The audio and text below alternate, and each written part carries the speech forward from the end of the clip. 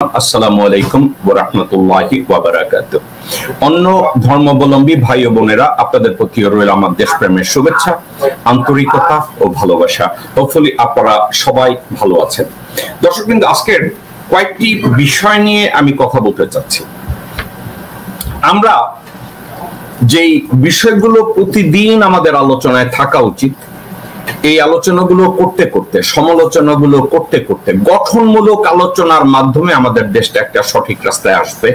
এই আলোচনাগুলো বাদ দিয়ে দেখা যায় আমাদের দেশের বিভিন্ন লোকজনরা যারা রাজনীতিতে ব্যস্ত, যারা বিভিন্ন কাজে ব্যস্ত, তাদের এক একজনের এক একটা ব্যস্ততা আছে, কিন্তু একটা বিষয় যদি কথা বলেন যে বাংলাদেশকে গড়ার কাজে সত্যিকার অর্থে কে কে ব্যস্ত, আমি একটা ব্যস্ততার লিস্ট বানিয়েছি, আপনারা শুনলে একটু অবাক হবেন। আজকের আমার টকিং পয়েন্টের ভিতরে আমি অ্যাড করেছি জেনারেল ওয়াকারুজ্জামান, সে ষড়যন্ত্রে ব্যস্ত, অর্থাৎ ভারতের কল্যাণ বাংলাদেশে আনার জন্য বাংলাদেশে এই গত 54 বছরের জগা খিচুড়িকে আরো জগা খিচুড়ি বানিয়ে বাংলাদেশকে জাহান্নাম বানানোর ষড়যন্ত্রে ব্যস্ত। এবং এই ষড়যন্ত্র না করলে জেনারেল ওয়াকারুজ্জামান তার পাতলুন ঠিক রাখতে পারবে না, এর জন্য সে ষড়যন্ত্রে ব্যস্ত। জেনারেল ওয়াকারুজ্জামান যদি এই ষড়যন্ত্রে ব্যস্ত না থাকে, তাহলে নারায়ণ চন্দ্র পালের বংশধর হাসিনা মাগির বংশধরকেও সে রক্ষা করতে পারবে না, সেই জন্যই ষড়যন্ত্রে ব্যস্ত। জেনারেল ওয়াকারুজ্জামান যদি ষড়যন্ত্রে ব্যস্ত না হয়, তাইলে তল্পি বাহক ভারতীয় কুত্তা তাদের অস্তিত্ব, তাদের কল্যাণ বাংলাদেশে রক্ষা করতে পারবে না, যে জন্য জেনারেল ওয়াকারুজ্জামান সেই ষড়যন্ত্রে ব্যস্ত। এবং এই ষড়যন্ত্র থেকে সে কাউকে ছাড় দিচ্ছে না। ডিজিএফআই কে ব্যবহার করছে, এনএসআই কে ব্যবহার করছে, সিআইডি কে ব্যবহার করছে, এসবি কে ব্যবহার করছে, রাজনৈতিক দলকে ব্যবহার করছে, কলেজের প্রফেসরদেরকে ব্যবহার করছে, তথাকথিত বুদ্ধিজীবীদেরকে ব্যবহার করছে তার ষড়যন্ত্রের অংশ হিসাবে। অর্থাৎ জেনারেল ওয়াকার দেশের প্রত্যেকটা ক্ষেত্রে ষড়যন্ত্র কাহাকে বলে, মসজিদে মসজিদে, মন্দিরে মন্দিরে, রাজনৈতিক দলে, সংগঠনে, প্রত্যেকটা জায়গায় সে ষড়যন্ত্রের বীজ ঢুকিয়ে দিচ্ছে। জেনারেল ওয়াকারটা ষড়যন্ত্রে ব্যস্ত। জেনারেল ওয়াকারটা ষড়যন্ত্রে এতটাই ব্যস্ত, সে চেষ্টা করেছে বাংলাদেশ সেনাবাহিনীর মতো একটা পবিত্র সংগঠনকে ষড়যন্ত্রের পার্ট বানাতে, ষড়যন্ত্রের অংশ বানাতে। আজকে armed forces services they become part of the conspiracy against Bangladesh. তারা সেই ষড়যন্ত্রে ব্যস্ত। জেনারেল ওয়াকারের ষড়যন্ত্র এই জন্য শেষই হয় না, সে একের পর এক ষড়যন্ত্র করছে এবং এই ষড়যন্ত্রে যোগ দিচ্ছে টিচাররা, ষড়যন্ত্রে যোগ দিচ্ছে মাওলানারা, ষড়যন্ত্রে যোগ দিচ্ছে রাজনৈতিক দল, ষড়যন্ত্রে যোগ দিচ্ছে গার্মেন্টস শ্রমিক, ষড়যন্ত্রে যোগ দিচ্ছে বুদ্ধিজীবী, ষড়যন্ত্রে যোগ দিচ্ছে সিনেমার নায়ক নায়িকারা, টেলিভিশনের নায়ক নায়িকারা। এই ষড়যন্ত্রের পর আপনারা যদি মনে করেন সে ষড়যন্ত্র করে না, খুঁজে দেখেন জেনারেল ওয়াকার কোন ষড়যন্ত্রে নাই। আজকের বাংলাদেশের রাস্তায় যদি চাঁদাবাজি হয়, এখানেরও ষড়যন্ত্রের সাথে ওয়াকারুজ্জামান জড়িত। কিভাবে জড়িত আপনারা চিন্তা করে দেখেন। রাস্তায় যারা চাঁদাবাজি করে, বকরা খায়, তাদের দায়িত্ব দেয়া হয়েছে ডিজিএফআই থ্রোতে দেশে একটা অস্থিতিশীল পরিস্থিতি তোমরা তৈরি করো, তোমাদেরকে আমরা ধরবো না।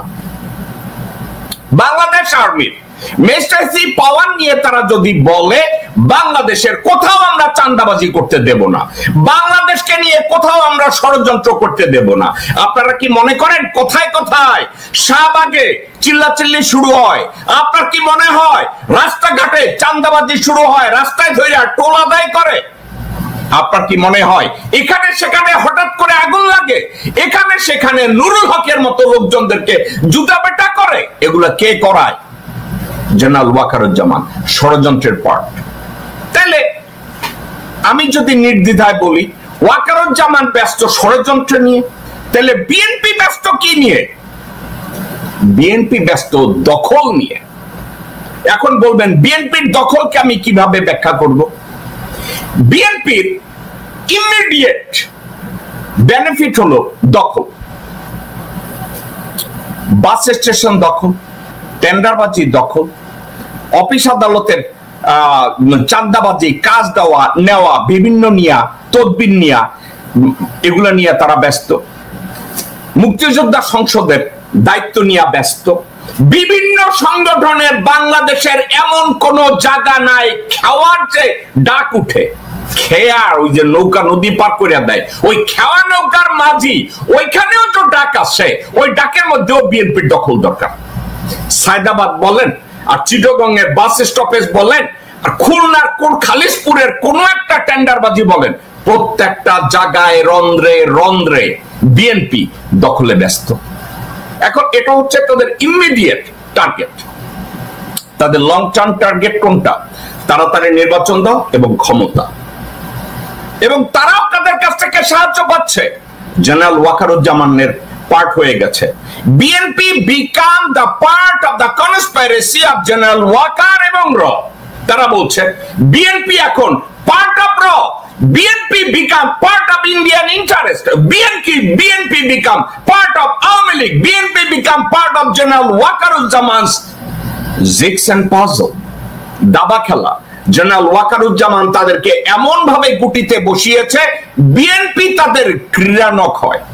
আপনাদেরকে ঠান্ডা মাথায় একটা কথা বলি, হাসিনা যখন দেখেছে তার দল ভারী করতে পারছে না, হাসিনা তখন কি করেছে?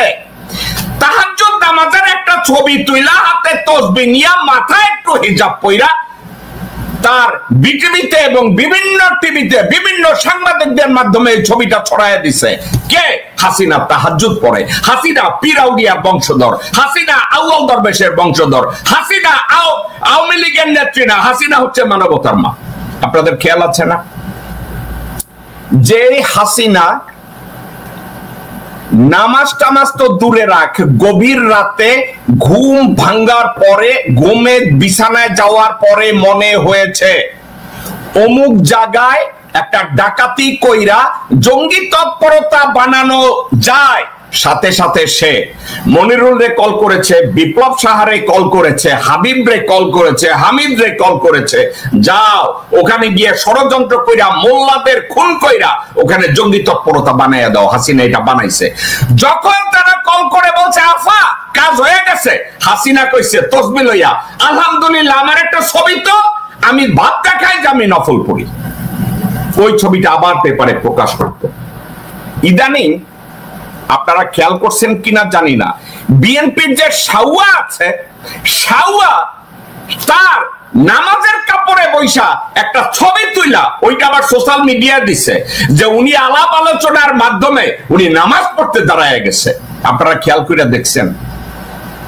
আপনারা খেয়াল করে দেখছেন ইদানিং সামাজিক মিডিয়ায় সাউয়ার নামাজ পড়ার ছবি দেওয়া শুরু হয়ে গেছে। এই সাউয়া 9 বছর মেঘালয়ের শিলংয়ে ছিল, এসালং গ্রুপের মোটেলে থাইকা জীবন কাটাইছে, ওইখানে নামাজ পড়ার একটা ছবি কিন্তু আপনারা কেউ দেখেন নাই। সাউয়ার কোন ছবি দেখছেন যে সে নামাজ পড়তেছে? আপনারা দেখি শিলংয়ের ওই চেয়ারে বৈশা লোকজনদের সাথে কথা কইতেছে, পায়ের উপরে পা উঠাইয়া কথাবার্তা কইতেছে, চিল্লাচিল্লি করতেছে। এতদিন সাউয়ার কোন ছবি নামাজ পড়া, তসবিহ পড়া, আল্লাহ আল্লাহ করা কোন জায়গায় কিছু দেখেছেন? দেখেন নাই। কিন্তু ইদানিং হঠাৎ করে হাসিনার ছবি পাশাপাশি সাউয়ার ছবি দেখবেন। সাউয়া এখন ছবি দেওয়া শুরু করছে যে সাউয়া এখন নামাজ পড়ায় ব্যস্ত, সাউয়া এখন ধর্মের রাজনীতি করবে, সাউয়া এখন বিএনপির মুখপাত্র, সাউয়া বিএনপি মানি সাউয়া। অর্থাৎ সাউয়ার বাইরে বিএনপির আর কোন নেতা নাই। বিএনপি হচ্ছে সাউয়া নির্ভর। এখন এই সাউয়া নির্ভর যদি বিএনপি হয় তাহলে সাউয়ার তো নামাজ পড়তে হবে, সাউয়ার তো নামাজের মধ্যে ছবি তুইলা সোশ্যাল মিডিয়ায় দেওয়া লাগবে যে সাউয়া খুব ইবাদতি।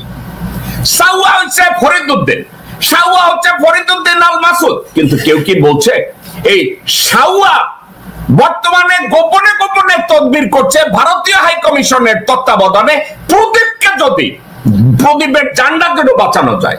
আপনারা কি জানেন এটা?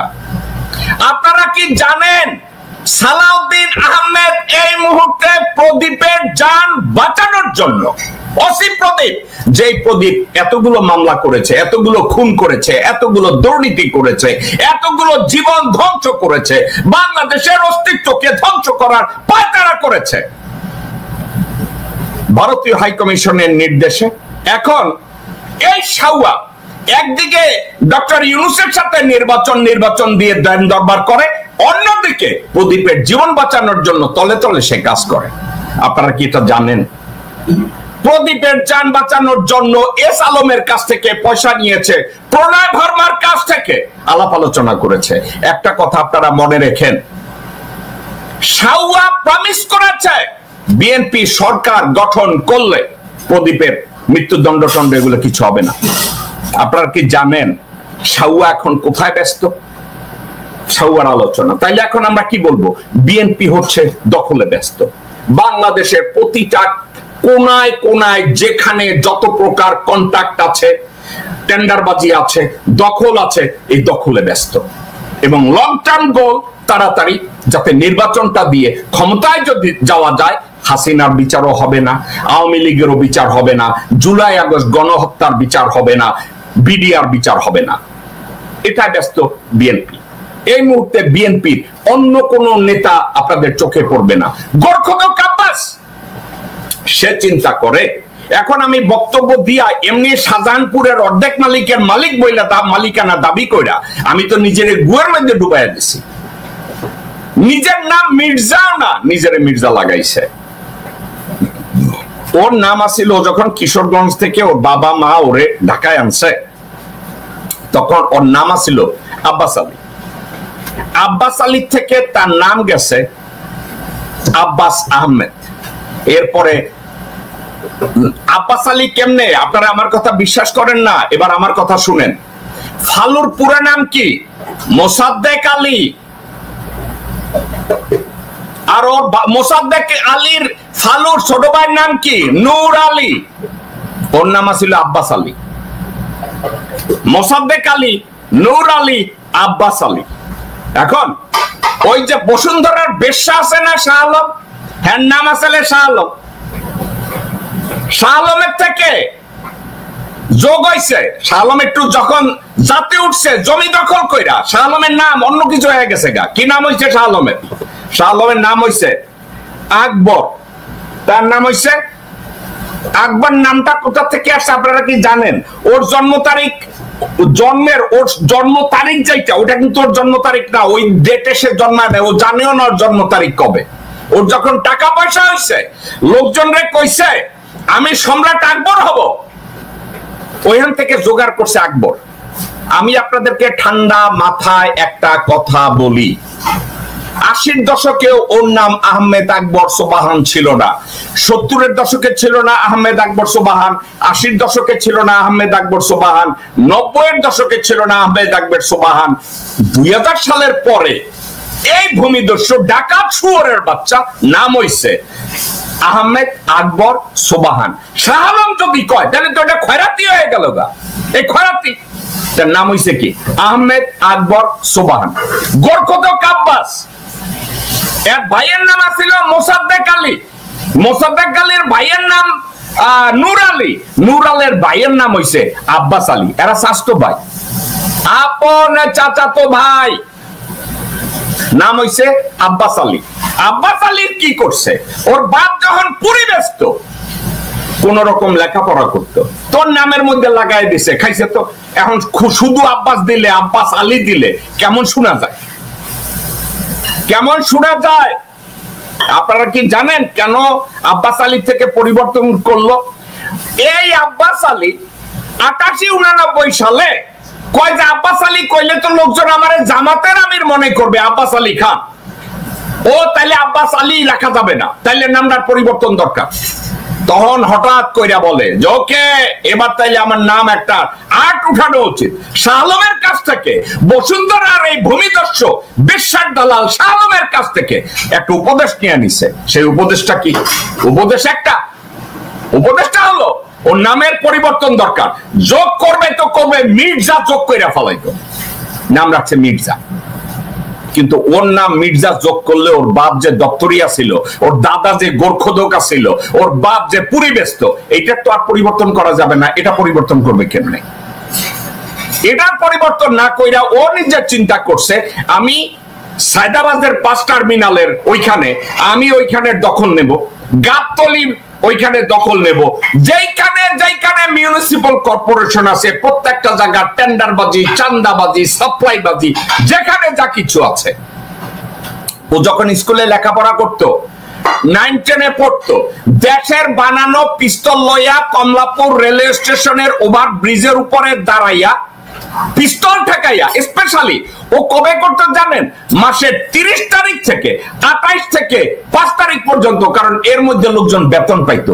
বেতন পাইয়া যখন ওই কমলাপুর রেলওয়ে স্টেশনের পাশ দিয়ে মানুষ যাইতো, ওইখান থেকে ধরে ধরে পয়সা খাইতো, পিস্তল ঠেকাইতো, ওইটা লইয়া যাইতো। ওর লগে কে কে এগুলা করছে?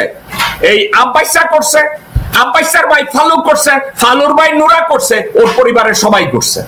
ওইখানে দাঁড়ায় দাঁড়াইয়া এই কাম করছে, এই কাম করে রেলের জায়গা দখল করছে, এই কাম করে। আপনারা কি জানেন কমলাপুর রেলওয়ে স্টেশনে একটা ওপেন প্রস্টিটিউশন রিং ছিল?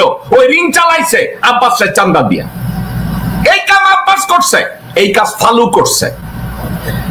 এখন দেখেন, আল্লাহ বলেছে যে শেষ জামানায় এরাই হবে সমাজের মাথা, এরাই হবে সমাজের, দেশের, এরা নেতৃস্থানীয় লোকজন হবে। পতিতার দালাল শাহ আলম, সে হইল আহমেদ আকবর সুবাহান, আর আরেক পতিতার দালাল গোরখোদক আব্বাস হয়ে গেছে মির্জা আব্বাস, এবং মির্জা আব্বাস হইয়া সে হইছে বিএনপি বিশাল নেতা। খালি কি নেতা হইছে, সাথে সাথে সে হইছে একটা ব্যাংকের চেয়ারম্যান, একটা ব্যাংকের মালিক। প্রতিদিন যার ইনকাম 2 থেকে 3 কোটি টাকা, এই মির্জা আব্বাস। আমি যার জন্য তাকে আর মির্জা আব্বাস ডাকি না, তাকে কন্টিনিউয়াসলি তার নাম হলো গোরখোদক আব্বাস। আর বেলি চৌধুরী, বাংলাদেশের 80 দশকের সবচেয়ে বড় বেশ্যা বেলি চৌধুরীর একেবারে সেম রক্তের তৈরি শাহ আলম, বসুন্ধরা শাহ আলম, যার নাম এখন আহমেদ আকবর সুবহান। হাওয়ার আমি বলছিলাম বিএনপি দখলে ব্যস্ত, বিএনপি দেশ করায় ব্যস্ত না। বিএনপির এই শাওয়া যখন বলে আমাদের নির্বাচন নিয়ে কথা বলবো, সংবিধানের 70 অনুচ্ছেদ নিয়ে কথা বলবো, ওইগুলা নিয়ে ব্যস্ত না। শাওয়া ব্যস্ত একটা দিক দিয়া, বিএনপিকে কোনোভাবে আলাপ আলোচনায় রিলেভেন্ট রাখা। একজন লোক কথা বলবে এই শাওয়াকে, ও শাওয়া জানে কি, ও লেখাপড়া কি, ওর অস্তিত্ব কি, ওর ম্যানেজারিয়াল স্কিল কি, ওর কর্পোরেট এক্সপেরিয়েন্স কি, ওরে জিজ্ঞাসা করেন। ওর নাই, কিচ্ছু নাই।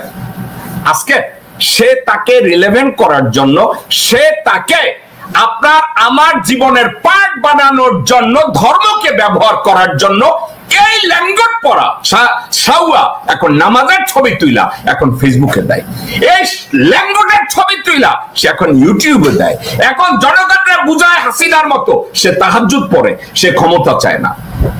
এই হচ্ছে শাওয়া। তাহলে বিএনপি কিসে ব্যস্ত? দখলে ব্যস্ত।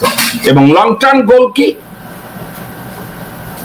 ক্ষমতা দখল করা নির্বাচনের মাধ্যমে। এই জেনারেল ওয়াকারের মেইন টার্গেট কি? নিজেকে যতদিন সম্ভব এক্সটেনশন নিয়ে সেনা প্রধান হিসাবে থাকা। কারণ সে যদি সেনা প্রধান হিসাবে না থাকে, আর যদি একজন দেশপ্রেমিক মানুষ সেনা প্রধান হয়ে বসে, ওয়াকারুজ্জামান গ্রেফতার হবে, সেনা প্রধান আজিজ গ্রেফতার হবে, সেনা প্রধান শফি গ্রেফতার হবে, মইনিউ আহমেদের নামে আন্তর্জাতিক অ্যারেস্ট ওয়ারেন্ট ইস্যু হবে। আপনি কি জানেন জেনারেল ওয়াকার এই কাজগুলো করে? জেনারেল ওয়াকার তার পূর্ববর্তী যত সেনা প্রধান আছে তাদেরকে বলেছে, আমি ক্ষমতা ছেড়ে দিলে আপনাদের সবার বিরুদ্ধে অ্যারেস্ট ওয়ারেন্ট ইস্যু হবে। গত 16-17 বছরে যত সেনা প্রধান হয়েছে, প্রত্যেকটা সেনাবাহিনীর প্রধান দেশবিরোধী ষড়যন্ত্র ছিল। এখন যদি একজন দেশপ্রেমিক সেনা প্রধান, কোন দলীয় সেনা প্রধান না, সত্যিকারের দেশপ্রেমিক সেনা প্রধান যদি সেনা প্রধানের দায়িত্ব নেয়, এবং ডক্টর খলিলুর রহমানকে যদি সত্যিকার অর্থে প্রতিরক্ষা মন্ত্রণালয়ের দায়িত্ব দেওয়া হয়, তাহলে প্রথম বিডিআর পিলখানা ম্যাসাকারের জন্য প্রথম একজন ব্যক্তি গ্রেফতার হবে। ওই ব্যক্তির নাম হবে ওয়াকারুজ্জামান। এখন ওয়াকারুজ্জামান সবাইকে বলছে, আজিজরে ফোন করে বলছে, স্যার আমি অ্যারেস্ট হলে কিন্তু আপনি অ্যারেস্ট হবেন। আবার আজিজের আগে মঈনরে ফোন করে, শফিরে ফোন করে কইছে, স্যার আপনিও কিন্তু গ্রেফতার হবেন। শফি, আজিজ, আব্দুল করিম ভুইয়া, তারপরে ওয়াকারুজ্জামান, মঈনুদ্দিন, এরা সবাই গ্রেফতার হবে। কারণ কি? এরা সবাই দেশদ্রোহিতা করেছে সেনা প্রধানের চেয়ারে বসে। এরা সবাই গ্রেফতার হবে, এবং শুধু এরা গ্রেফতার হবে না, এদের সাথে গ্রেফতার হবে 35 থেকে 40 জন, 50 জন সিনিয়র অফিসার, যারা লেফটেন্যান্ট জেনারেল, যারা মেজর জেনারেল ছিল, যারা ষড়যন্ত্র ছিল, যারা দেশের বিরুদ্ধে ষড়যন্ত্র করেছে, জনগণের বিরুদ্ধে ষড়যন্ত্র করেছে, ভারতকে বাংলাদেশে এস্টাবলিশ করেছে, ভারতের রকে প্রত্যেকটা জায়গায় রন্ধ্রে ঢুকিয়েছে। এই রন্ধ্রে ঢোকানোর পিছনে মইনু আহমেদ ছিল, আজিজ ছিল, শফি ছিল, ওয়াকারুজ্জামান আছে, জেনারেল মুজিব ছিল, আরো লোকজনরা ছিল, জেনারেল আকবর ছিল, জেনারেল শামস ছিল, আরো লোকজনরা ছিল যাদেরকে গ্রেফতার করবে। এখন জেনারেল ওয়াকার কি করে? প্রত্যেকটা লোককে ফোন করে বলে, আমি যদি যাই তোমরাও যাবা, আমাকে যদি গ্রেফতার করে তোমরাও গ্রেফতার হবা। আলটিমেটলি জেনারেল ওয়াকারের টার্গেট কি এই মুহূর্তে কন্টিনিউয়াসলি ষড়যন্ত্র করে যতদিন আর্মি চিফের পজিশনটাকে নিয়ন্ত্রণে রাখা যায়, কারণ ওখান থেকে সরে গেলে ধস নামবে। অর্থাৎ জেনারেল ওয়াকারকে ওই চেয়ারে রেখে কেউ যদি বাংলাদেশের সংস্কার করতে চায়, দেশ করা, সংবিধানকে পরিবর্তন করে কোনো কিছু করতে চায়, এটা করা সম্ভব না। সে করতে দেবে না, কারণ এটা যদি সে করতে দেয় তাইলে তার মৃত্যুদণ্ডে সে নিজে স্বাক্ষর কইরা দিবে। ওয়াকার এটা অ্যালাউ করবে না।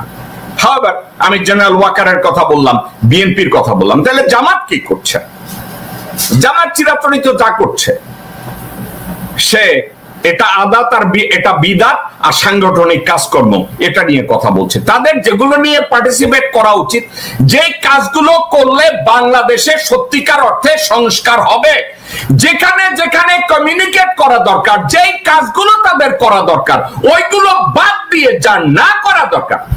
যে কোনো রাজনৈতিক দলের দুই টাইপ কর্মকাণ্ড থাকে। একটা হচ্ছে প্রিন্সিপাল, এটা করতেই হবে, ম্যান্ডেটরি, এটা করতে হবে। আর একটা হচ্ছে আবশ্যিক, অক্সিলারি। জামাত সবসময় অক্সিলারি কাজগুলা করে। আপনাদেরকে আমি চিন্তা করে বলি, জামাত এই মুহূর্তে তাদের ফিলান্থ্রপিস্ট কাজগুলো করে, কথাবার্তাও, আলাপ আলোচনার মাধ্যমেও, দান খয়রাত, ইসলামী শাসন ব্যবস্থা কায়েম, মদিনা সনদের মাধ্যমে দেশ চালানো, লোকজনকে ধর্মীয় অনুভূতি, এগুলো দিয়ে তাদের সংগঠনকে পাকাপোক্ত করছে। হ্যাঁ, গত 17 বছরে জামাত অনেক অত্যাচারের মুখোমুখি হয়েছে, অনেক কষ্ট পেয়েছে, হাজতে গিয়েছে, মেরে ফেলেছে, বিভিন্ন কিছু হয়েছে। এখন এই মুহূর্তে তাদের বিশেষ কিছু কাজ কারবার করা উচিত। ফর এক্সাম্পল, ইন্টারন্যাশনাল ফোরামে তারা বলে যে তাদের যোগাযোগ আছে, কিন্তু আপনাদেরকে আমি একটা কথা বলি, জামাত যখন বলে যে আন্তর্জাতিক ফোরাম বলতে ইউরোপিয়ান পার্লামেন্টে তারা দাবি করবে তাদের লোকজন আছে, আমেরিকান সিনেটে এবং কংগ্রেসে তারা দাবি করবে এখানেও লোকজন আছে, কিন্তু সত্যিকার অর্থে তাদের কি কোনো লোকজন আছে? জামাতের কোন নেতাকে কি আপনারা জিজ্ঞাসা করে দেখেছেন? আমি জানি এই বিষয়টা, কি জানি, আপনারা কি জানেন? যখন জামাতের 5 জন বরেণ্য নেতাকে মৃত্যুদণ্ড দেয়া হয়েছে অন্যায়ভাবে, আমি দেখেছি এখানে লবিস্টদের মাধ্যমে পয়সা দিয়া সিনেটর এবং কংগ্রেসম্যানদের কাছ থেকে শুধু একটা মন্তব্য আদায় করা হয়েছে। আপনারা কি জানেন জামাতের নেতারা কি এটা অস্বীকার করবে? ইউরোপিয়ান ইউনিয়নে তারা মন্তব্যের জন্য তারা পয়সা দিয়েছে, তারা হঠাৎ কইরা পয়সা দিচ্ছে শুধু তাদের সম্পর্কে মন্তব্য দেওয়ার জন্য। কিন্তু একটা কথা, কনস্ট্রাকটিভ ওয়েতে নিজেদেরকে রিলেভেন্ট প্রমাণ করার জন্য জামাত যেই কাজগুলো করা দরকার এই কাজগুলো তারা করে না। যা as of today জামাতে ইসলামী of Bangladesh failed to prove that this political party is the inseparable parts of Bangladesh, Republic of Bangladesh, এটা তারা প্রমাণ করতে পারে না as of today। তো তারা কি করে? জনগণের ধর্মীয় অনুভূতিকে ব্যবহার করে, ফিলান্থ্রপিস্ট কাজগুলো করে, স্কুল করে, মাদ্রাসা করে, ব্যাংক করে, জনসেবা দেয়, লোকজনের ওয়াজ নসিহত করে, বিভিন্ন ভাবে লোকজনদেরকে রিক্রুট করে, তারা এটা করে। অর্থাৎ কি জানেন, তারা ফুটবলের মাঠে, সারা মাঠে ফুটবল খেলে, কিন্তু তাদের একজন গোলকিপারও নাই, স্ট্রাইকারও নাই, এবং স্কোর করবে একজন স্কোরারও নাই। অর্থাৎ আমাদের ক্ষমতায় যাওয়ার দরকার নাই, আমরা তো খালি সারা মাঠে খুব ভালো ফুটবল খেলে, আমাদের গোল করার দরকার নাই। জামাতের বর্তমান স্ট্র্যাটেজি হলো আমরা সারা মাঠে ফুটবল খেলবো, আমাদের গোলের দরকার নাই। গোল করার কাজ করবার কোথায়? আমি তো দেখি না। গোল করার জন্য স্পেসিফিক একটা স্ট্যান্ড দরকার যে কোনো একটা পলিটিক্যাল পার্টির, যে এইভাবে আমরা ক্ষমতায় আসবো, কোথায়? নাই। এখন তারা যদি বলে হ্যাঁ আমরা হাসিনাকে যেভাবে পিছন থেকে ছাত্রলীগ হইয়া, ছাত্র দল হইয়া আমরা যেভাবে করছি আমরা এইভাবে করব না, ইটস নট ডুয়েবল। এটা দিয়ে একটা সরকারের পতন সম্ভব, এটা দিয়ে একটা সরকারের পতন সম্ভব, কিন্তু ক্ষমতা দখল সম্ভব না। ক্ষমতা দখলের জন্য একটা রাজনৈতিক দলকে ভিশনারি হতে হয়, প্র্যাগম্যাটিক হতে হয়, প্যাট্রিয়ট হতে হয়। খালি ধর্মের দিক থেকে আমরা কমিটেড, আমরা সত্য কথা বলি, আমাদের এডুকেশন আছে, আমাদের দেশপ্রেম আছে, স্রেফ এটা দিয়ে কেউ ক্ষমতায় যায় না পৃথিবীতে। You have to become the part of the system, Bangladesh Jamaat Islami. I love you guys. I like you. I respect your honorable standing in Bangladeshi politics. কিন্তু যেই কাজগুলো আপনাদের করা দরকার ওই কাজগুলো আপনারা করছেন না, এবং যখন আপনারা কাজের মধ্যে যান আপনারা একটা এলাই তৈরি করেন, বন্ধু তৈরি করেন এমন কিছু লোকজনদেরকে, ঠিক ইরান যেভাবে বন্ধু তৈরি করছে ভারতীয়দের কাছে। ইরানের ব্যর্থতা কোন জায়গায় এটা অন্য একটা সাবজেক্ট, আমি এটা নিয়ে টানবো, আপনাদেরকে এই সাবজেক্টটা নিয়ে আমি কথা বলবো। ইরান ইরাক নিয়ে আজকের আলাপ আলোচনা করব, আমি কথা বলবো আপনাদের সাথে, কোনো গেস্ট না। কিন্তু আমি আপনাদেরকে একটা কথা বলি, বাংলাদেশ জামাত ইসলামী দলীয় ভাবে, দলের রাজনৈতিক দল হিসাবে, সামাজিক প্রতিষ্ঠান হিসাবে, ধর্মীয় সংগঠন হিসাবে তারা অনেক ভালো কাজ করেছে। কিন্তু এভাবে শুধু ধর্মীয় সংগঠন হিসাবে, রাজনৈতিক দল হিসাবে তারা কাজ করবে, তারা বাংলাদেশে ক্ষমতা দখল করতে পারবে না, ইলেকশনে জিততে পারবে না, জনসমর্থন বাড়াইতে পারবে না, তাহলে তারা কি রাজনীতি করলো? বা এই মুহূর্তে বাংলাদেশ জামাতে ইসলামীর কোন, জামাত ইসলামের সভাপতি যে, জামাত ইসলামের অন্যান্য নেতা নেতৃবৃন্দ যারা যেখানে আছে তাদেরকে যদি বসাইয়া আপনি যদি জিজ্ঞাসা করেন কিরে ভাই আপনাদের এই মুহূর্তে যদি বাংলাদেশের নির্বাচনে আপনাদের জিততে হয়, what is your ultimate plan? আপনারা চিন্তা করে দেখেন। আই লাইক মাওলানা আমির হামজা, আমি আমির হামজারে পছন্দ করি ভাই, এজন্য আমাকে যদি আপনারা কেউ ক্রুসিফাই করেন আমারে করতে পারেন। আমির হামজাকে যখন অ্যারেস্ট করা হয়েছে, আমির হামজার জন্য আমি দোয়া করছি, আমির হামজাকে সাহায্য করার চেষ্টা করছি, কিন্তু আমির হামজা কয়েকদিন আগে হঠাৎ করে বইলা বলছে সে 175টা দেশে ভ্রমণ করছে। কথাটা ছিল মিথ্যা। সাবজেক্ট কি? He is not motivated, he is just a young chap. হঠাৎ করে আবেগে বলে ফেলছে আমি 175টা দেশে ভ্রমণ করছি। ঠিক যেভাবে মাওলানা মানোয়ার নামের এক ভদ্রলোক আছে, আর যাইরা কোনো কথা নাই বার্তা নাই মিথ্যা কথা বলা শুরু করে দেয়। সেলফ গ্লোরিফিকেশন, এই কাজগুলো যখন তারা করে তারা নিজেদেরকে জাহান্নাম বানায় দেয়, তাদের ক্রেডিটকে তারা লস করে, তাদের দল এক্ষেত্রে ক্ষতিগ্রস্ত হয়। তো জামাত ইসলামের আলটিমেটলি কোনো গোল নাই যে ক্ষমতা কিভাবে তারা যাবে, কিভাবে জনসমর্থন বাড়াবে, কিভাবে ভোটের সংখ্যা বাড়াবে। একটা কথা মনে রাখেন, কোক খাওয়াইয়া আর বিরিয়ানি খাওয়াইয়া যদি ভোট পাওয়া যাইতো তাইলে বাংলাদেশের লোকজনরা, আওয়ামী লীগের লোকজনরা কোক আর বিরিয়ানির প্যাকেট লইয়া দৌড়াইছে, তারপরেও ওই মিছিল মিটিং করছে, ওখানে লোক দিতে পারে নাই, তাদের প্যান্ডেল খালি ছিল। আপনারা দেখেন না তাদের প্যান্ডেল খালি, ওখানে লোকজন যায় না। আলটিমেটলি কি হয়েছে? তারা আবার ওখানে এই কাজটা করতে পারে নাই, এই বিরিয়ানি খাওয়াইয়া কোক খাওয়াইয়া তাদেরকে ওইখানে নিতে পারে নাই। তো আপনাদেরও এক্ষেত্রে আপনাদেরকে বুঝতে হবে আলটিমেটলি যে জামাতের একটা আলটিমেট গোল থাকা উচিত যে আমি আমার জনপ্রিয়তা এক্ষেত্রে বাড়াবো, জনগণের কাছে অ্যাকসেপ্টেবিলিটি তারা আমরা তৈরি করব, এবং এইভাবে আমরা ভোটের সংখ্যা বাড়াবো, জনসমর্থন বাড়িয়ে আমরা নির্বাচনে আমরা জিতবো। আমি জামাত ইসলামের কয়েকটা ক্রিটিক্যাল বিষয় নিয়ে যদি আপনাদেরকে আমি কথা বলি, এখন পর্যন্ত ৭১ সম্পর্কে সঠিক একটা স্টেটমেন্টের ন্যারেটিভ তারা তৈরি করতে ব্যর্থ হয়েছে। জামাত ইসলামী ব্যর্থ হয়েছে। তারা এখন পর্যন্ত জানে না ৭১-এর সঠিক ন্যারেটিভটা কি হবে। ব্যারিস্টার রাজ্জাক একটা কথা বলেছে, আমি তার সাথে দ্বিমত পোষণ করি। গোলাম আজম সাহেবের ছেলে, বড় ছেলে, ছোট ছেলে, মেজর ছেলে কয়েকটা ন্যারেটিভ তৈরি করেছে, আমি তাদের সাথে একমত না। আল্লামা দেলোয়ার হোসেন সাইদি ভদ্রলোকের সাথে, চাচার সাথে আমার ২-৩ বার কথা হয়েছে, ন্যারেটিভটা এখনো বাংলাদেশে সঠিকভাবে তৈরি হয় না। এটা হচ্ছে প্রথম একটা ন্যারেটিভ তৈরি করা ৭১ সালে তাদের ভূমিকাটার উপরে। ওখানে মিথ্যা কথা বলার দরকার নাই, আইডিয়ালস এর উপরে একটা ন্যারেটিভ তাদের তৈরি করা দরকার, সেখানে তারা ব্যর্থ। আজ পর্যন্ত তারা যতগুলো ভালো কাজ করেছে, এই ভালো কাজগুলোর কৃতিত্ব দাবি করবে, এটাও তারা করতে পারে না। তাহলে কি হইল? জামাত ইসলামও সেখানেও ব্যর্থ হয়েছে। যদি ৭১-এর ন্যারেটিভ তারা সফলভাবে ব্যর্থ হয়, ন্যারেটিভ তৈরি করতে ব্যর্থ হয়, তারা যে ভালো কাজগুলো করছে এই কৃতিত্বগুলো কেমনে নিবে, এখানেও যদি ব্যর্থ হয়। আর একটা কাজে তারা ব্যর্থ হয়েছে, তাদের বিরুদ্ধে যে অপপ্রচার, ভারতীয় অপপ্রচার, এই অপপ্রচারকে কনফ্রন্ট করার জন্য তাদের যেখানে অ্যাক্টিভ থাকা দরকার, তারা সেখানে ব্যর্থ হয়েছে।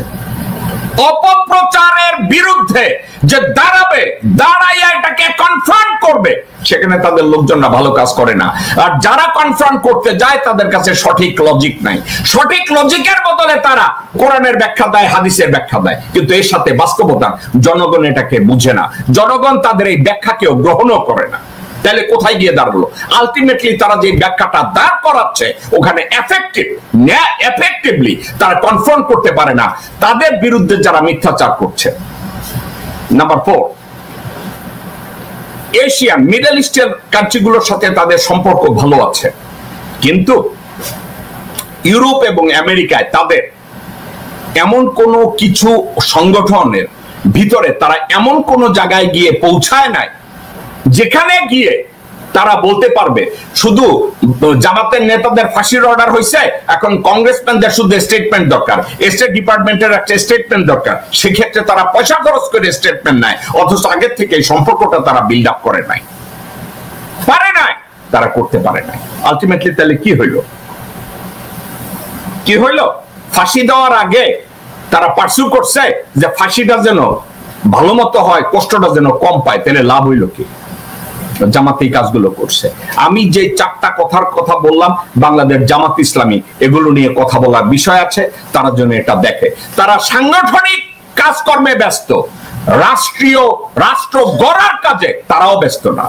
তারা আলাপ আলোচনায় অংশ নেয়, কিন্তু তাদের কাছ থেকে স্পেসিফিক কোন প্রচার, স্পেসিফিক কোন পলিসি, এগুলো নিয়ে কোনো ডিসকাশন নাই, এগুলো নিয়ে তারা আলাপ আলোচনাও করে না। এবার আসি একটা ছাত্র সংগঠন যারা জুলাই আগস্টে আন্দোলন করেছে, তাদের নাম এনসিপি। তারা কি নিয়ে ব্যস্ত আছে? তারা আমাদের সর্বজন শ্রদ্ধেয় ডক্টর মোহাম্মদ ইউনূস বলছে তাদেরকে একটা সুযোগ দেওয়া উচিত দল গোছানোর, দল তৈরি করার। আমার কেন যেন মনে হয় দল গোছানো এবং দল তৈরি করার বদলে তারা এখন দুর্নীতি শেখায় ব্যস্ত। নাহিদের বাবা দুর্নীতি করে, আসিফের বাবা দুর্নীতি করে, সার্জিসের বাবা দুর্নীতি করে, আবার কেউ ফোনে প্রেম নিবেদন করে, লাগাইতে চায়। তারা এখন দুর্নীতি শেখায় ব্যস্ত এবং তারা ওই কাজগুলো করে যে কাজগুলো তাদের করা উচিত না। এই মুহূর্তে এনসিপির সবচেয়ে বড় ব্যর্থতা, তারা জনবিচ্ছিন্ন একটা সংগঠন। তারা যদি কোনো একটা জায়গায় মিছিল মিটিং করে 100-150 বেশি লোকজন ওখানে হয় না। কিসের কোলালুর সমন্বয়? তাদের কোনো অস্তিত্ব নাই। তারা যদি আজকের কোন জায়গায় একটা ইভেন্টের কথা বলে, ওই ইভেন্টে 2 থেকে 300 বেশি লোকজন যায় না, বিরানি আর কোক খাওয়াও যায় না। তাইলে এনসিপির আর সফলতা কোথায় রইল? এই মুহূর্তে এনসিপি কি দাবি করতে পারে যে ঢাকায় তারা 1 লক্ষ লোকের শোডাউন করতে পারে? হ্যাঁ, যদি তারা 1 মাস আগে বিরিয়ানি খাওয়ানো শুরু করে, বিরিয়ানির লোভ দেয়, পয়সার লোভ দেয়, তাইলে হয়তো আসতে পারে। কিন্তু এনসিপি স্বতঃস্ফূর্তভাবে ঢাকায় 1 লক্ষ 2 লক্ষ লোক সমাগম করতে তারা এই মুহূর্তে ব্যর্থ। কারণ কি? তারা জনবিচ্ছিন্ন, তাদের প্রতি পাবলিকের আর বিশ্বাস নাই। নাহিদের বাবা দুর্নীতিতে জড়ায় গেছে, সার্জিসের বাবা দুর্নীতিতে জড়ায় গেছে, হাসনাত আব্দুল্লাহ দুর্নীতিতে জড়ায় গেছে, আসিফ ভুইয়া দুর্নীতিতে জড়ায় গেছে। এখন তারা দুর্নীতিতে জড়াবে না কেন?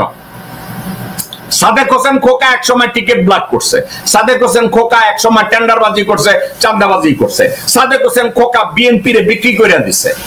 আপনার কি মনে হয় বিএনপি কে বিক্রি কইরা বেগম জিয়ার পিঠে ছুরি মাইরা সাদেক হোসেন খোকা হাসিনার কাছ থেকে মিলিয়ন মিলিয়ন ডলার নিয়ে আমেরিকা পলায় আইছে? আজকে তার পোলা ভুয়া, ওর নাম নিতেও আমার বিরক্ত লাগে। ইশাক না ফিশাক না গান্ডু একটা। ইশাকের কর্মতৎপরতা দেখেন, তাকে বাংলাদেশের রাজনীতিতে এস্টাবলিশ করার জন্য ইশাক বাংলাদেশে গেছে। কোতোয়ালি থানার পুলিশদেরকে 50,000 টাকা দিয়া দাঁড় করাইয়া একটা ড্রামা করছে, ভিডিও করছে। ওই ভিডিওতে কি দেখানো হয়েছে? বিএনপির কয়েকটা লোককে গ্রেফতার করতে গেছে হাসিনা আমলে। ইশাক যাইয়া ওই পুলিশের কাছ থেকে ওই বিএনপির কর্মীদের সিনাই আনছে। কি দেখানো হয়েছে? ইশাকরে রবিনহুড বানানোর পায়তারা করছে পয়সা দিয়া পুলিশে। আপনারা কি এটা জানেন? আপনারা তারে জনতার মেয়র বলেন, তারে বানানো উচিত টানবাজারের মেয়র, যেভাবে শামীম ওসমান টানবাজারের মেয়র ছিল। এই ইশাক ওই পুলিশে পয়সা দিছে। আমি যতদূর জানি ওখানে 50,000 টাকা দিছিল পুলিশে, যে তোমরা এখানে দাঁড়াইয়া বিএনপির কয়েকজন রে গ্রেফতার করার নাটক করবা এবং আমি যাইয়া তোমাদের কাছ থেকে ওই লোক কয়টারে ছাড়াই আনবো।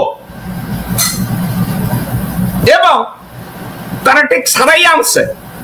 পুলিশদের পয়সা দেওয়া আছে 50,000, তাদেরকে বলছে তোমরা ধৈর্য দাঁড়ায় থাকবা, আমি গিয়া থাবা মাইরা নিয়ে আসবো। এই ভিডিওটা নিখুঁত ভাবে করা হয়েছে, ইশাক করাইছে, সাদেক হোসেন খোকা এটা জানতো, ওইটা করাইয়া তারে এস্টাবলিশ করার চেষ্টা করছে। ঠিক আছে? এবং আপনারা বলেন হাসিনা আমলে মেয়রাল ইলেকশনে যেখানে বলা হয়েছে ওই নির্বাচন হয় নাই, নির্বাচন ফেয়ার হয় নাই, এগুলা নিয়ে বহু মামলা যা কিছু হয়েছে, যেখানে বিপ্লবের পরে তত্ত্বাবধায়ক সরকার ডিক্লেয়ার করছে ইলেক্টেড সিলেক্টেড যত জায়গায় ইউনিয়ন কাউন্সিল মেম্বারশিপ, যেখানে মেয়রাল যা কিছু আছে সব ক্যান্সেল।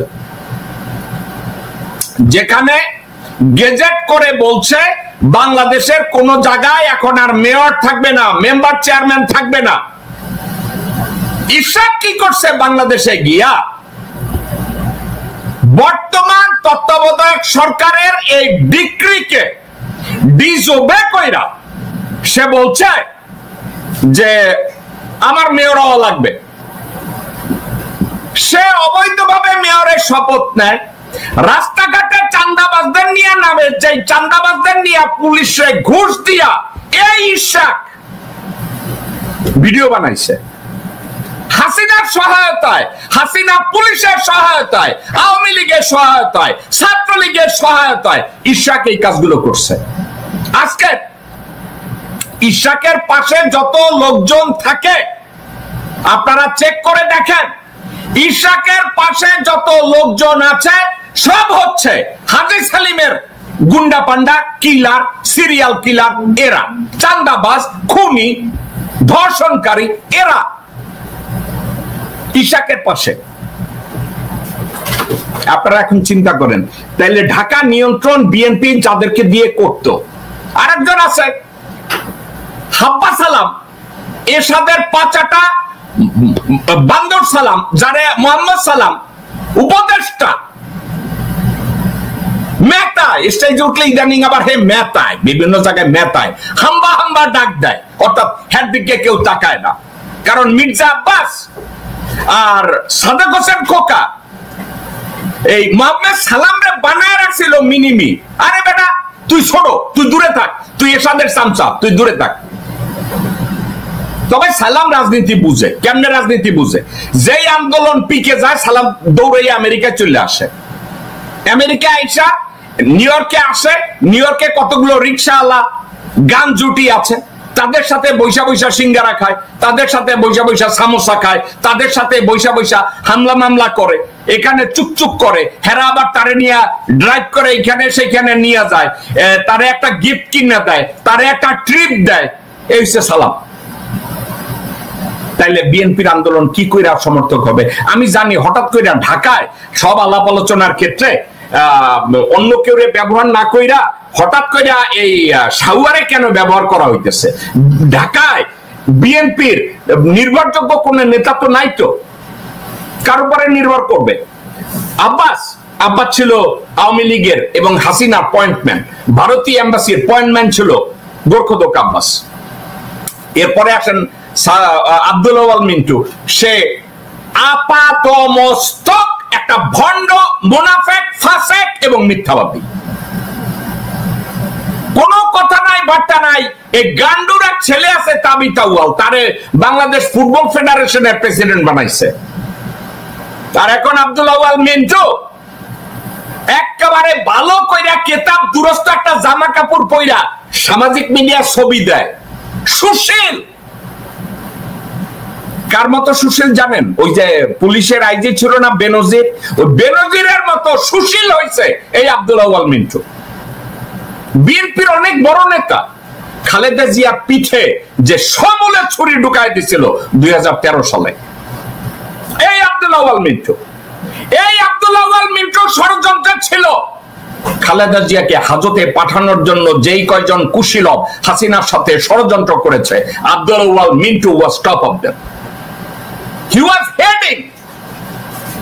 কুচক্রীদের যে নেতা ছিল, ওই নেতার আসনে বসেছিল এই আব্দুল আওয়াল মিন্টু। নেতার আসনে বসেছিল গোরখোদক আব্বাস। নেতার আসনে বসেছিল আমির খসরু মাহমুদ চৌধুরী। নেতার আসনে বসেছিল ইকবাল হোসেন টুকু, সামাওবাই। ওই যে নডি ফারহানা ওখানে ছিল না, কারণ ও ওখানে ক্লাস পায় না। তাহলে এই হচ্ছে, আমি বললাম জেনারেল ওয়াকার কি নিয়ে ব্যস্ত আছে, বিএনপি কি নিয়ে ব্যস্ত আছে, জামাত কি নিয়ে ব্যস্ত আছে, এনসিপি কি নিয়ে ব্যস্ত আছে, আপনাদেরকে আমি বললাম। তাহলে দেশের স্বার্থে কারা বাংলাদেশকে পরবর্তী স্টেজে নিবে, এগুলো মোকাবেলা করবে।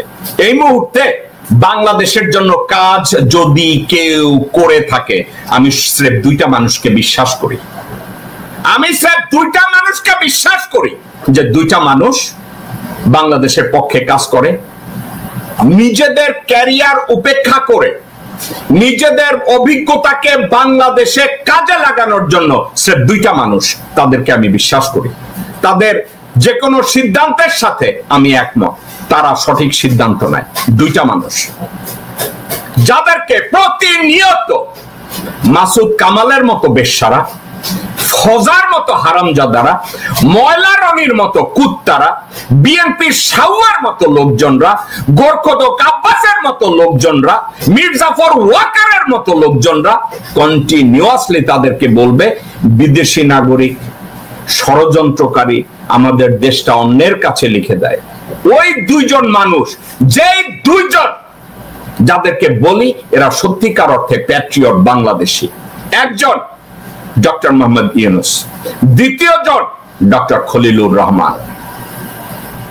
এই দুইজন ব্যক্তির শিক্ষার উপরে, অভিজ্ঞতার উপরে, সততার উপরে, দেশপ্রেমের উপরে আমার পূর্ণ আস্থা রয়েছে এবং পূর্ণ সমর্থন রয়েছে।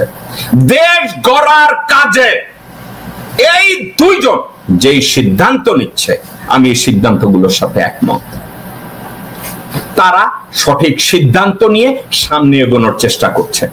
আর এসব ষড়যন্ত্রকারীরা তারা প্রচার করছে ডক্টর ইউনূস বিদেশি নাগরিক, ডক্টর ইউনূস মুসলমান না, doctor Yunus Catholic, doctor Khalil দেশপ্রেমী না, ডক্টর ইউনূস খলিল আমেরিকান নাগরিক, ইউরোপের নাগরিক, তাদের মায়ের স্বামী, তাদের বোনের স্বামী, তাদের বউয়ের প্রেমিকা, একের পর এক ষড়যন্ত্র করেই যাচ্ছে তো করেই যাচ্ছে। ভাইরাস সত্যিকার অর্থে বুকে হাত রেখে কেউ যদি জানে যে বাংলাদেশের পক্ষে এখন দুইটা মানুষ নির্বিঘ্নে কাজ করছে, নিজেদের জীবন বিপন্ন করেও তারা কাজ করে যাচ্ছে, এই দুইটা লোক, ডক্টর মোহাম্মদ ইউনূস এবং ডক্টর খলিলুর রহমান। দর্শকবৃন্দ, আজকের আমি চিন্তা করেছিলাম বাংলাদেশের কনস্টিটিউশন, পচা কনস্টিটিউশন নিয়ে কথা বলার জন্য।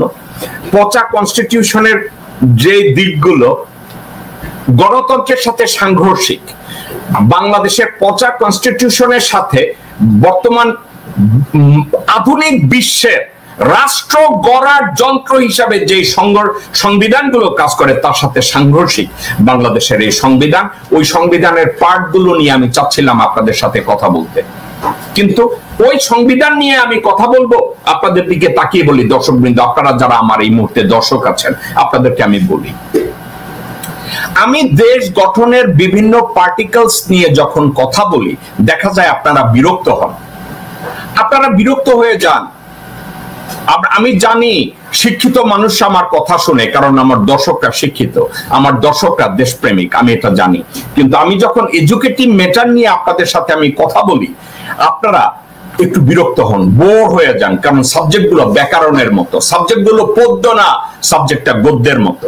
আমি গত 2 দিন 3 দিন 5 দিন কথা বলেছি বাংলাদেশ গুপ্তচর বৃত্তি নিরোধ আইন, এটা নিয়ে আমি কথা বলেছি। দেখা গেছে আপনারা আমার এই ভিডিওটি আপনারা শেয়ার করেন নাই, দেখা গেছে এই ভিডিওটা আপনারা মনোযোগ দিয়ে অনেকে দেখেন নাই, এই ভিডিওগুলো আপনাদের পরিবারের লোকজনদেরকে দেখার সুযোগ করে দেন নাই, কারণ এই ভিডিওগুলো ইন্টারেস্টিং না। কারণ কি, এগুলো পলিসির উপরে আমি কথা বলেছি। আজকে আমি যদি এখন সংবিধানের ভুল ত্রুটি নিয়ে কথা বলতে যাই আপনারা আবার এখান থেকে নিজেদেরকে সরাইয়া নেবেন। আমি আপনাদেরকে রিকোয়েস্ট করব, ভাইরে সব সময় কবিতা শুনতে চান কেন? গঠনমূলক কোনো কিছু আপনাদের শুনেন, আপনাদের শোনার দরকার আছে।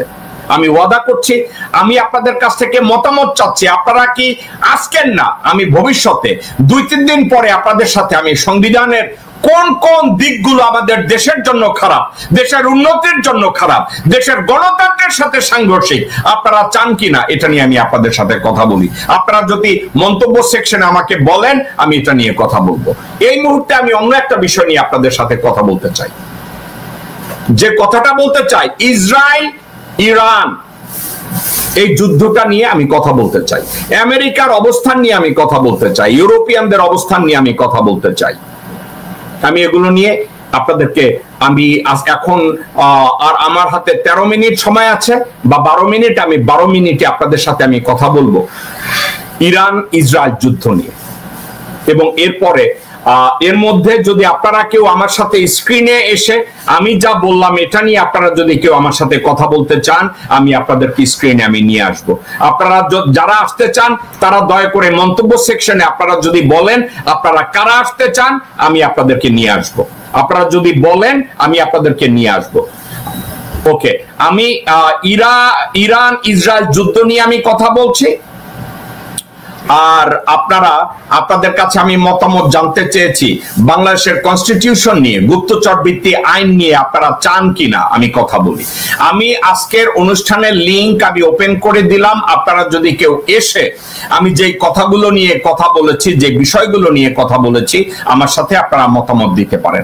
সময় করবেন না, আমার হাতে অনেক সময় কম, আমি আপনাদেরকে 5 মিনিট 7 মিনিট সময় দেব তার ভিতরে। এবং আপনাদেরকে রিকোয়েস্ট করব যারা লাইভে আসবেন আমার সাথে জয়েন করবেন, দয়া করে আপনারা 30 সেকেন্ড থেকে 45 সেকেন্ডের ভিতরে আপনারা আপনাদের প্রশ্ন বা মতামতটা আমাকে দিবেন। এর বেশি আমি আপনাদেরকে দিতে পারবো না, আমি আন্তরিকভাবে দুঃখিত। দর্শকবৃন্দ, ইরান ইসরায়েল যুদ্ধ সম্পর্কে আমি আপনাদেরকে কয়েকটা কথা বলি, যেই কথাগুলো আপনাদের জানা আগ্রহ আছে। এখানে আমাদের করণীয় খুব কম, বাংলাদেশি হিসাবে আমাদের করণীয় অনেক সীমিত, বাট এই সাবজেক্টটা নিয়ে আমাদের করণীয় সেট একটা, আমাদের মুসলমান ভাই বোনদের জন্য দোয়া করা। এবং আসি, আপনারা কয়েকদিন আগে আমেরিকা B-2 বিমান দিয়ে তারা ইরানে আক্রমণ চালিয়েছে। ইরানের ফোর্দে নামক একটা জায়গায় তারা আক্রমণ করেছে, ইস্পাহানে আক্রমণ করেছে, নেটানজে তারা আক্রমণ করেছে। যেখানে আক্রমণ করেছে ওখানে তারা যেই B-52 I believe or B-52 দিয়ে তারা যে অ্যাটাক করেছে, সেখানে অ্যাটাক করার জন্য ওখানে যা এসছে সেখানে একটা জিনিস আমরা দেখি, সেটা হচ্ছে তারা বলেছে ডোনাল্ড ট্রাম্প এই অ্যাটাক করার পরে ডোনাল্ড ট্রাম্প বলেছে যে Iran's nuclear program obliterates completely। এর অর্থ হইতেছে ইরানের যে নিউক্লিয়ার প্রজেক্ট ছিল এগুলো পুরোপুরি ধ্বংস করে দেওয়া হয়েছে, তারা এটা বলেছে। এখন আপনাদেরকে আমি সঠিক তথ্য দেই। সঠিক তথ্যটা হলো ইরানের যে আমেরিকান এয়ার স্ট্রাইক করেছে, এখন আমেরিকার প্রতিরক্ষা মন্ত্রণালয় থেকে, পেন্টাগন থেকে তারা বলেছে একটা কথা, যে ওখানে ইরানের পারমাণবিক প্রজেক্ট, পারমাণবিক অস্ত্রের তারা যে প্রজেক্ট যেটা করেছে ওটা ধ্বংস হয়েছে এমন কোন প্রমাণ তাদের হাতে নাই। আদার দেন শুধু দেখাইছে যে ওখান থেকে যে মিসাইল তারা স্ট্রাইক করেছে B-52 বিমান থেকে। দর্শকবৃন্দ, আমি একটু চেক করে নেই আমেরিকা কি বিমান তারা ব্যবহার করেছে।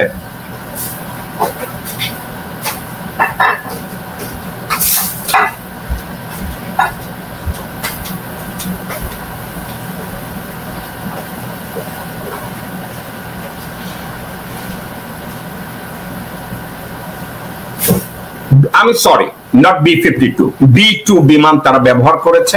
সেখানে দেখাইছে তিনটা জায়গায় যে অ্যাটাক করেছে, ওই তিনটা জায়গায় সর্বস্ব যা দেখিয়েছে তা ছিল ফোর্ড, নাটানস আর ইস্পাহান। ওখানে তারা দেখাইছে তারা যে বোমা নিক্ষেপ করছে সেখানে শুধু দেখাইছে যে ওটা 60 to 75 ফিট নিচ পর্যন্ত যেতে পারে, যেতে সক্ষম।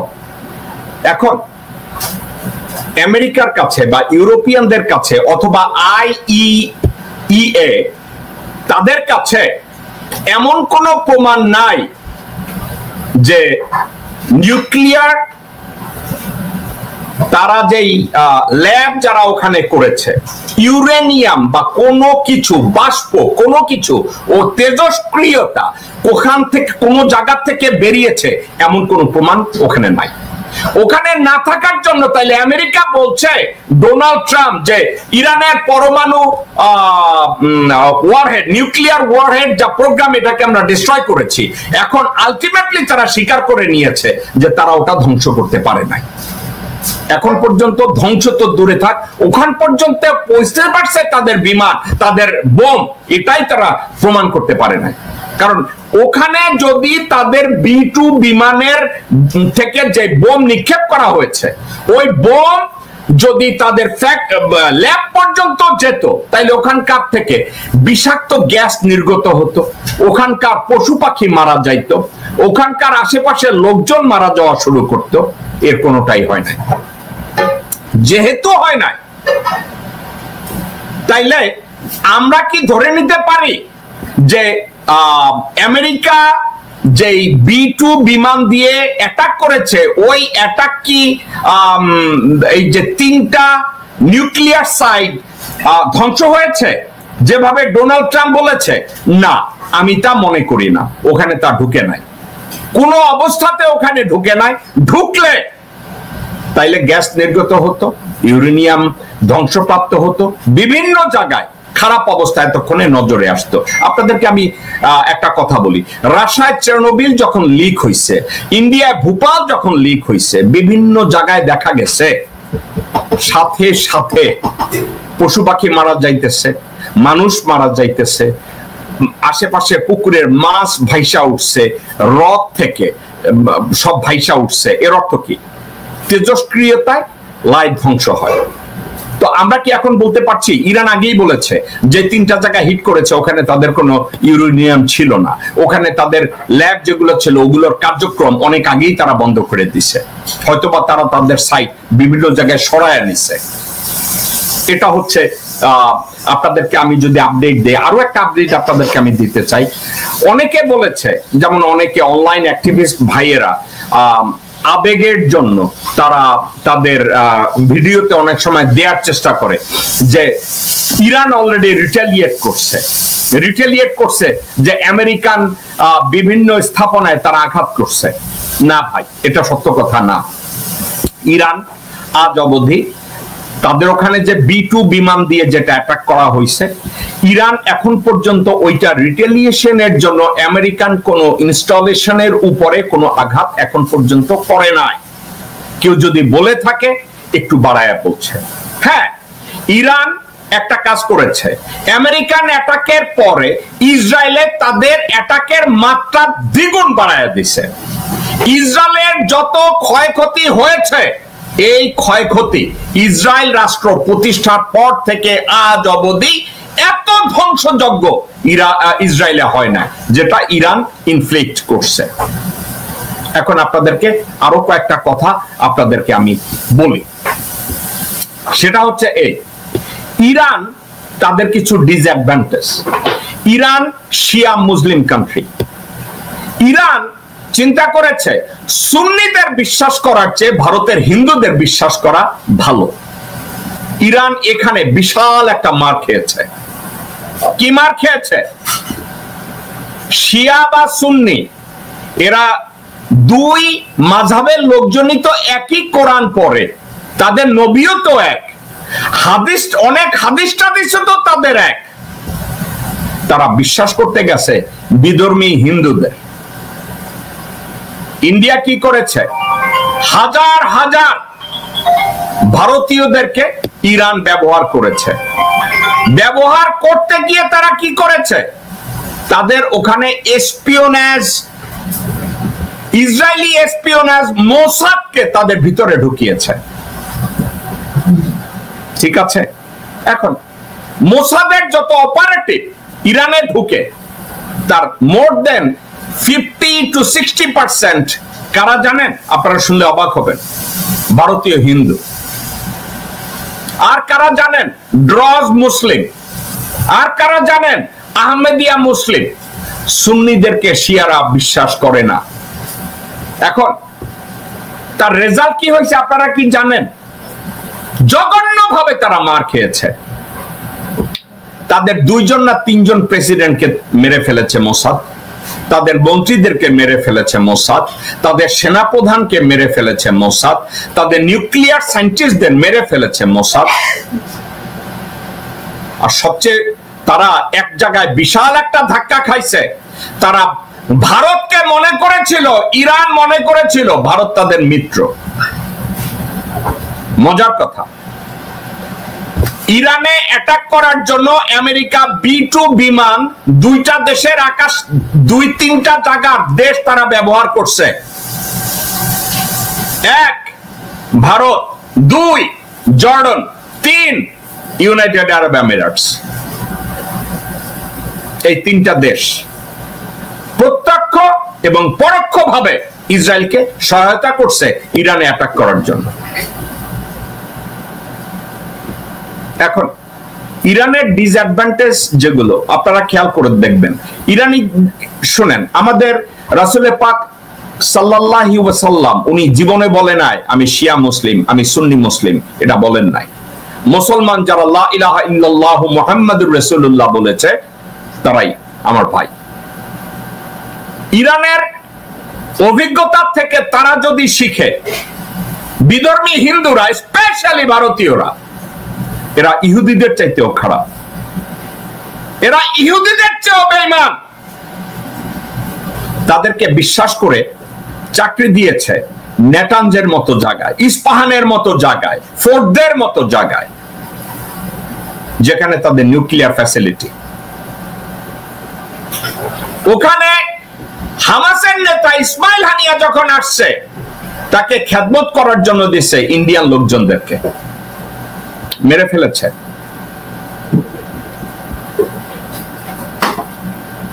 তাদের ইব্রাহিম রাইসি প্রেসিডেন্টের চারপাশে 2-4 জন কাজের লোক রেখেছিল ভারতীয় বংশোদ্ভূত, কোথায় আছে? মেরে ফেলেছে।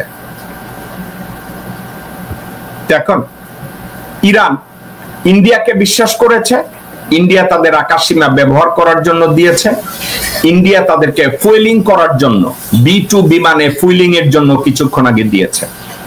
এখন আমাদের মুসলমান ভাইরা অনলাইন অ্যাক্টিভিস্ট যারা আছে তারা বিভিন্ন জায়গায় তারা বলে চায়না ইরানকে সবকিছু দেবে, রাশিয়া তাদেরকে সবকিছু দেবে। ঠিক আছে, তারা বলে ইরান এবং রাশিয়া তাদেরকে সবকিছু দেবে এবং বলে যে উত্তর কোরিয়া তাদেরকে দেবে। কিন্তু আপনাদেরকে একটা কথা বলি,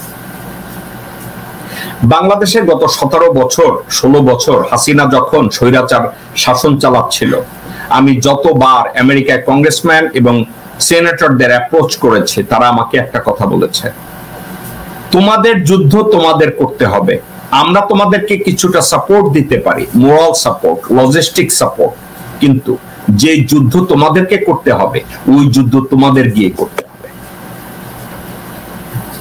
ইরানের যে যুদ্ধ তাদের করতে হবে ওই যুদ্ধের জন্য মুসলমানরাই যদি অন্য দেশের মুসলমানরা তাদেরকে গিয়ে সাহায্য করে, ওখানে হিন্দুরা গিয়ে সাহায্য করবে না, ওখানে ড্রজরা গিয়ে সাহায্য করবে না, ওখানে আহমেদিয়া মুসলমানরা গিয়ে সাহায্য করবে না।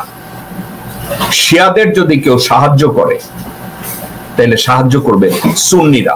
একটা কারণে করবে, তারা ইমাম হোসেন ইমাম হাসান তাদের দুজনকেই ভালোবাসে, তাদের দুজনকেই সম্মান করে। হযরত আলী তাদেরকে ভালো, হযরত আলীকে তারা ভালোবাসে, হযরত আলীকে তারা সম্মান করে। তো শিয়াদেরকে যদি কেউ সাহায্য করতে যায়, শিয়ারা যদি সুন্নিদেরকে বিশ্বাস করে এবং সুন্নিরা যদি ওই বিশ্বাসের মূল্য দেয়, তাইলে তারা সামরিকভাবে কি মোকাবেলা করতে পারবে ইসরায়েলকে? কঠিন ব্যাপার, কঠিন কোশ্চেন। টেকনোলজির ক্ষেত্রে ইরান অনেক আগায় থাকার কথা। কেন ইরানের আগায় থাকার কথা? মেসোপটেমিয়া সভ্যতার কথা আপনারা ভুলে যান না, মুসলিম সভ্যতার কথা আপনারা ভুলে যান নাই। মুসলমানরাই প্রথম বিজ্ঞান নিয়ে রিসার্চ করেছে, আলাপ আলোচনা করেছে। বাগদাদ সভ্যতার কথা যদি আপনারা স্টাডি করেন, মুসলমানদের অনেক আগায় থাকার কথা। কিন্তু এখন পাশ্চাত্যে টেকনোলজি এমন ভাবে এগিয়েছে, তাদের সাথে ফাইট করতে গেলে অনেক বোঝাপড়া করে তারপরে তাদের বিরুদ্ধে ফাইট করতে হবে।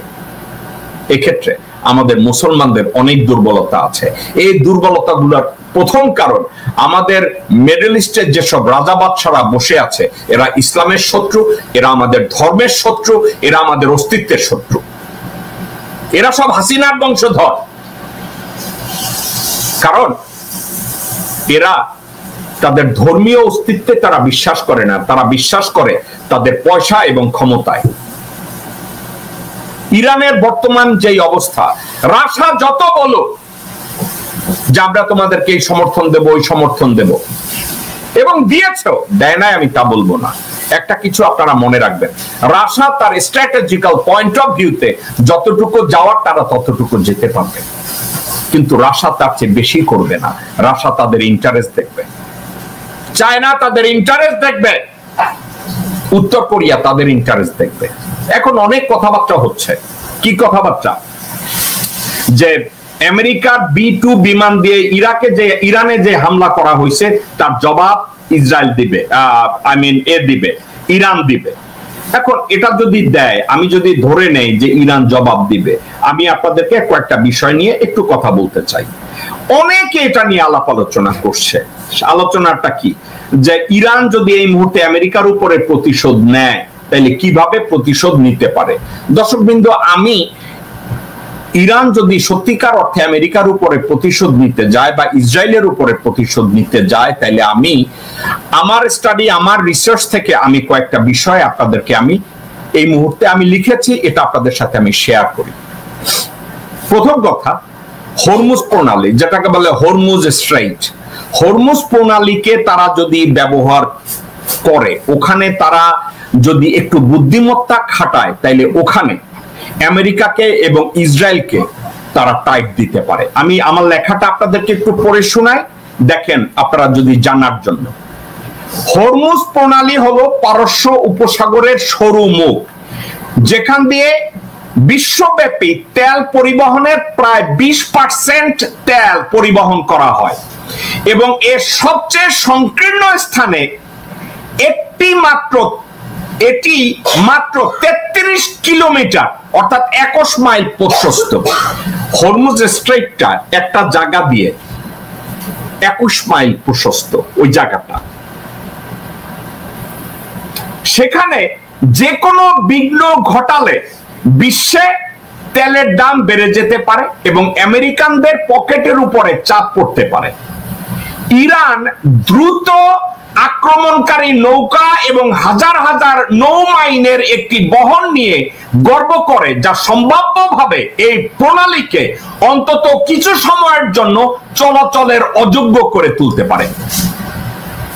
ইরান সবসময় বলে তাদের ওয়াটার মাইন আছে, ল্যান্ড মাইন আছে, যেটা ওশেনের ভিতরে মাইন তারা সেট আপ করতে পারে, এবং তাদের ছোট ছোট অনেক নৌকা আছে যেটা দিয়ে তারা মাইন সেট আপ করতে পারে। এটা নিয়ে ইরান অনেক আগে গর্ব করেছে। এখন ওই 21 মাইলের হরমুজ স্ট্রেইটের যে জায়গাটা আছে, ওটাকে পার্মানেন্টলি ইরান বন্ধ কইরা রাখতে পারবে আমি তা মনে করি না, কিন্তু একটা কাজ ইরান করতে পারে। তারা যদি ওই 21 মাইল জায়গায় স্ক্যাটার্ড ওয়েতে মাইন সেট আপ করে, ছোট ছোট নৌকাগুলো দিয়ে তারা ওখানে আক্রমণের পদ্ধতি বা স্টেজ তৈরি করে, তাহলে 2 মাস 4 মাস ওইখান থেকে তারা তেল সরবরাহ বা বিভিন্ন কিছু সরবরাহ হরমুজ থেকে তারা আটকায় দিতে পারে। এটা আমেরিকানদের জন্য এবং ইউরোপিয়ানদের জন্য একটা ভয়াবহ প্রতিশোধের মতো হবে, কারণ তেলের দাম হু হু করে উপরে উঠে যাবে। আপনারা ইতিমধ্যে শুনেছেন আমেরিকা চায়নার কাছে রিকোয়েস্ট করেছে তারা যেন ইরানকে কনভিন্স করে হরমুজে এই ধরনের কোন কার্যকলাপ থেকে ইরান যেন বিরত থাকে। এটা জাস্ট আপনাদেরকে জানানোর জন্য। এখন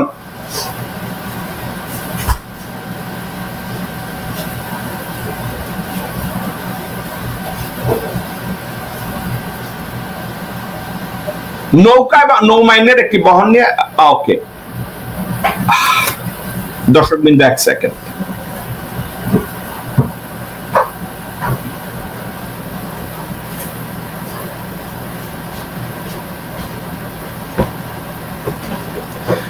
ওকে, আমি বলছি ওখানে যে নৌকা এবং মাইন একটি বহর দিয়ে গর্ব করে, যা সম্ভাব্য এই প্রণালীকে অন্তত কিছু সময়ের জন্য চলাচলের অনুপযুক্ত করে তুলতে পারে। তারা তার দীর্ঘ পারস্য উপসাগর উপকূল থেকে ক্ষেপণাস্ত্র ছুটতে পারে, যেমনটি তার মিত্ররা ইয়েমেনের হুথি বিদ্রোহীরা লোহিত সাগরে করেছে।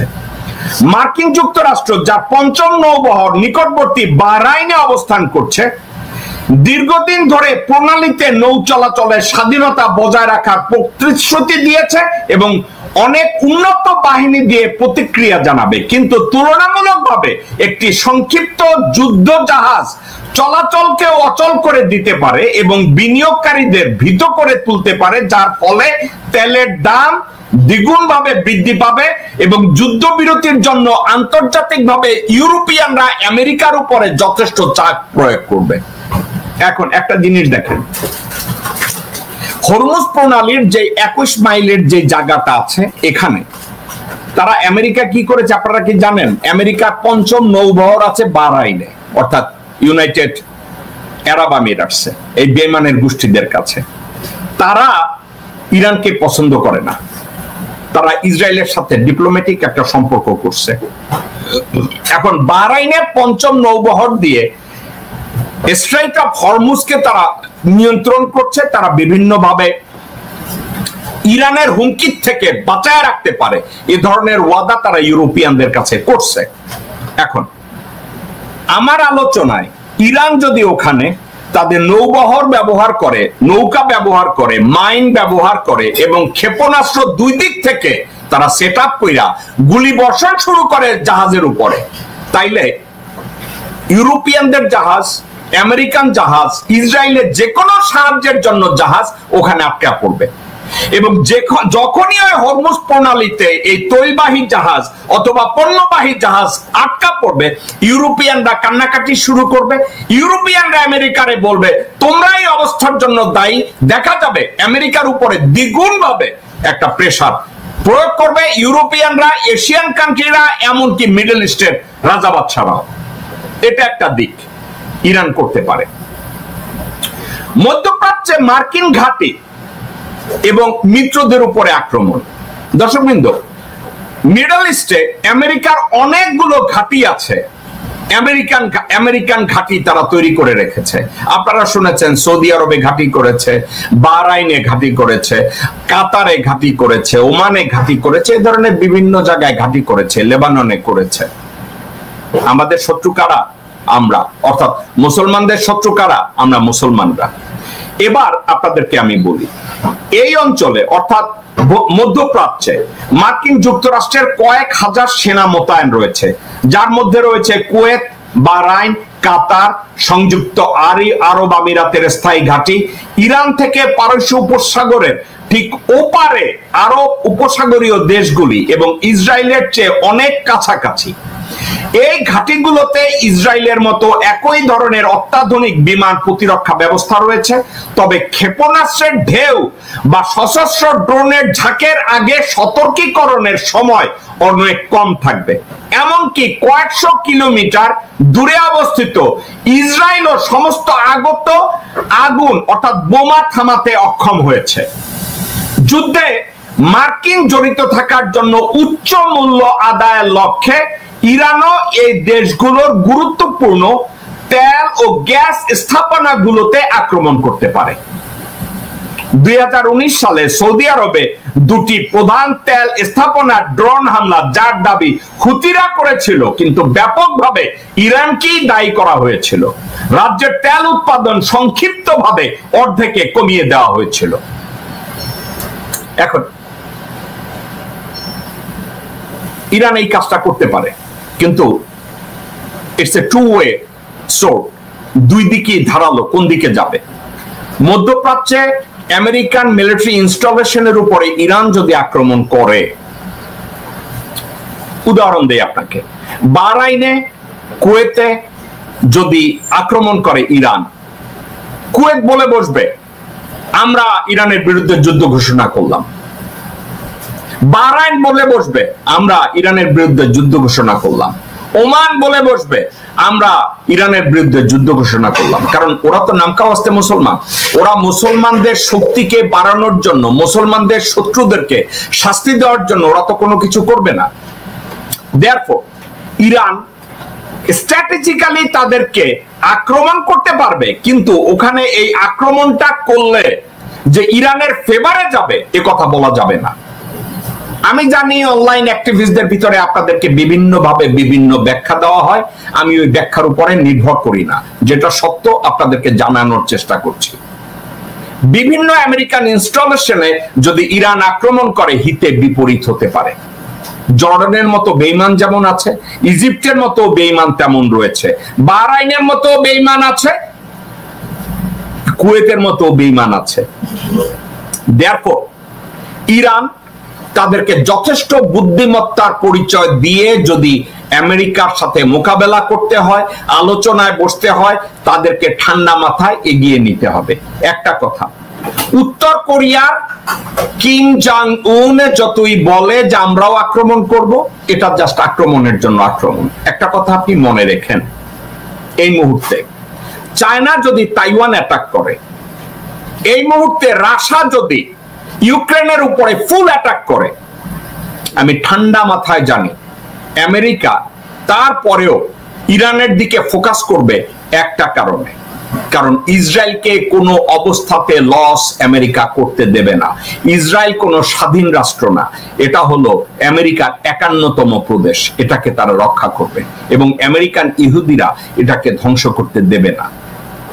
এবং এই ক্ষেত্রটা নিয়ে আপনারা যদি চিন্তা করেন যে ইরান মধ্যপ্রাচ্যের মার্কিন ঘাঁটিগুলোতে অথবা মিত্রদের উপরে আক্রমণ করবে, এর প্রতিশোধ যেমন নেওয়া হবে, রিটালিয়েট যেভাবে করবে, এর একটা ড্রব্যাকও আছে।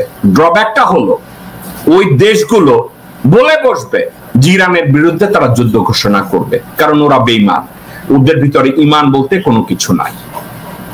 এবার আসেন আরেকটার দিকে, ইরানের আঞ্চলিক মিত্র তারা রয়েছে, তাদেরকে সক্রিয় করা, আমি এটাকে খুব একটা গুরুত্বপূর্ণ কোনো কিছু দেখি না। ইরানের মিত্রদের ভিতরে তাদের প্রক্সি ফোর্স গাজায় রয়েছে তাদের প্রক্সি ফোর্স, ইয়েমেনে রয়েছে তাদের প্রক্সি ফোর্স, লেবাননে রয়েছে, এবং তাদের প্রক্সি ফোর্স এখানে ওখানে রয়েছে। তারা বিভিন্ন জায়গায় তাদের বাহিনী তৈরি করে রেখেছে। তারা দেশের বাইরে থেকেও ইসরায়েলের সাথে যুদ্ধ করতে পারবে, আমেরিকার সাথে যুদ্ধ করতে পারবে।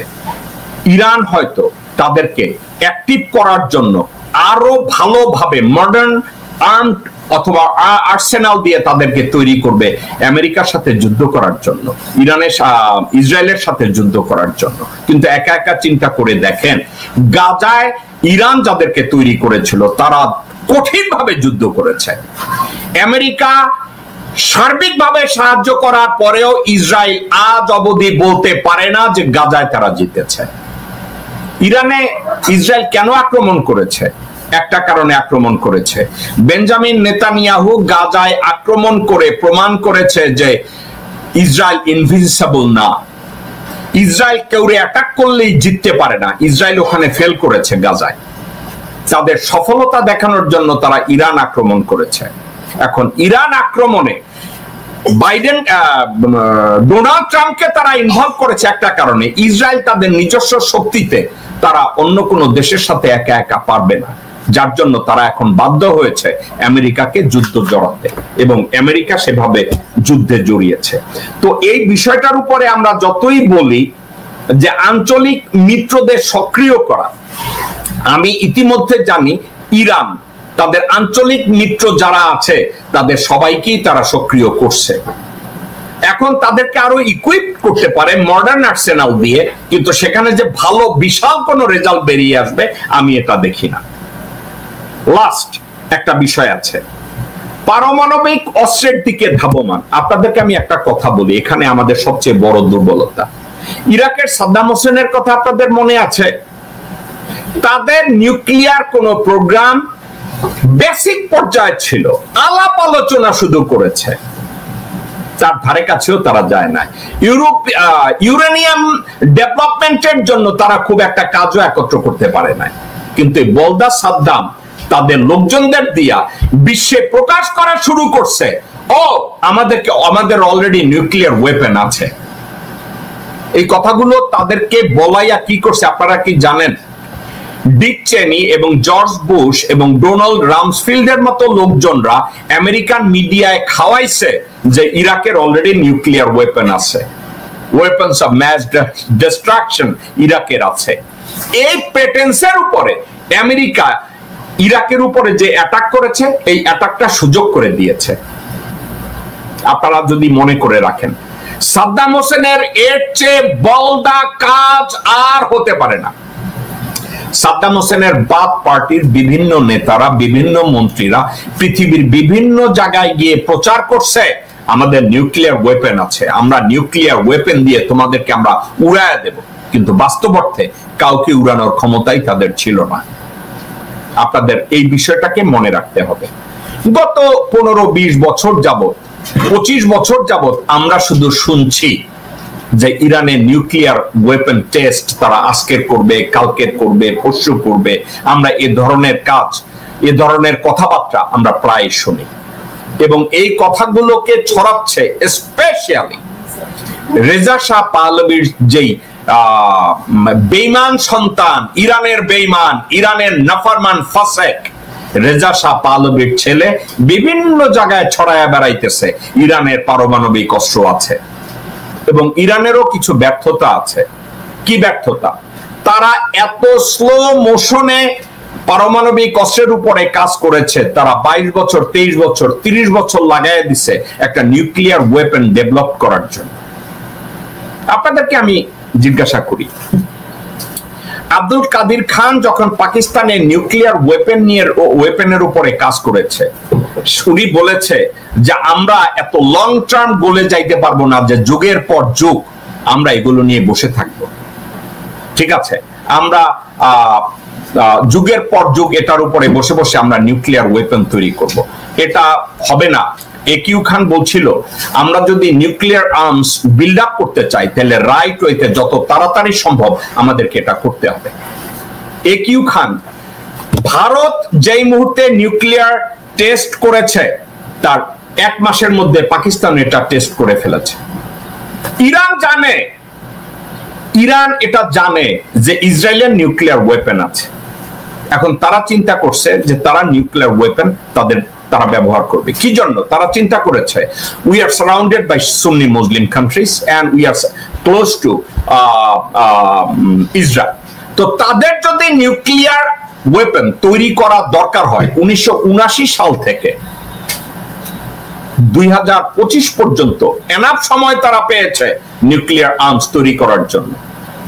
কিন্তু একের পর এক তাদের এই নিউক্লিয়ার ওয়েপনে বাধার সৃষ্টি করেছে বেঈমান ভারতীয়রা, বেঈমান ড্রজ মুসলমানরা, বেঈমান আহমেদি মুসলমানরা আর বেঈমান ভারতীয়রা। কারণ তারা অবিশ্বাসীদেরকে বিশ্বাস কইরা তাদের ঘরে হাত পা পুছায়া রাখছে, যা ইরানের কোনো কাজে লাগে নাই। এখন আপনারা বলবেন জেকব ভাই আপনি ইরানের বিরোধিতা করছেন।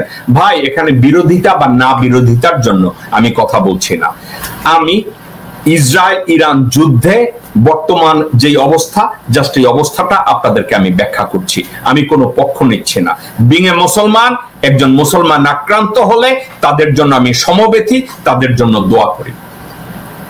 কিন্তু বর্তমানে ইরানের যে অবস্থা, এই অবস্থার প্রেক্ষিতে তাদেরকে যে সিদ্ধান্তগুলো নেওয়া দরকার, তারা যে খুব উইনিং সিচুয়েশনে আছে এটা না। কিন্তু আরেকটা কথা আমি বলতে পারি, আলাপ আলোচনা এবং সার্বিকভাবে আমি যদি বিবেচনা করি তাহলে একটা দিক বিবেচনা করতে পারি। ইরান এই মুহূর্তে একটা কাজ করতে পারে, যেভাবে তারা ইসরায়েলের উপরে অ্যাটাক করছে, এই অ্যাটাকের মাত্রা যদি আরো দ্বিগুণ, তিনগুণ, চারগুণ বাড়িয়ে দেয় তাহলে একটা কাজ হতে পারে। ইরান থেকে যেভাবে ইহুদিরা পালানো শুরু করেছে, এই পালানোটা তারা যারা পালাতে শুরু করেছে তারা যেন ব্যাক করে আর ঘরে যাইতে না পারে, এই ব্যবস্থাটা করা যাইতে পারে। এক্ষেত্রে কি ইরানের একটা অ্যাডভান্টেজ থাকবে? আমি মনে করি তাই। ইরান আরো একটা কাজ করতে পারে, ইসরায়েল থেকে যারা পালাচ্ছে, ইরানে অলরেডি ইহুদিরা আছে, ইরানে অলরেডি ইহুদিরা রয়েছে। ইরান ডিপ্লোম্যাটিক্যালি একটা কাজ করতে পারে।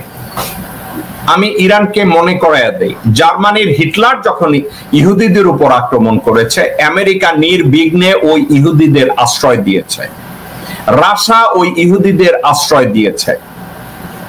ইরানের মতো দেশ, লিবিয়ার মতো দেশ, ইরাকের মতো দেশ, তারা আমেরিকার যে থিওরি ধরেছিল এই থিওরিটাকে তারা টেকনিক্যালি তাদের অ্যাডভান্টেজ হিসাবে ব্যবহার করতে পারে।